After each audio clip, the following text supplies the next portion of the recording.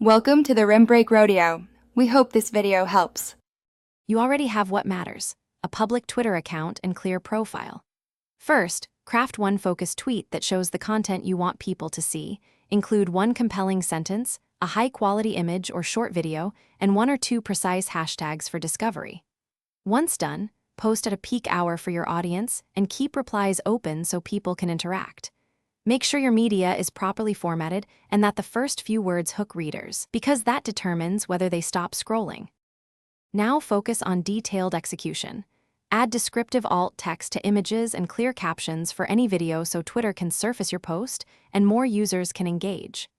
If one tweet is not enough, expand into a concise thread that links your ideas. Tag collaborators and relevant accounts to invite resharing. Once your post is live, respond to early comments and retweet with a comment to nudge the algorithm. These actions signal relevance and keep your content circulating instead of fading fast. Finish by locking visibility. Pin your best performing tweet to the top of your profile so every visitor sees that content first.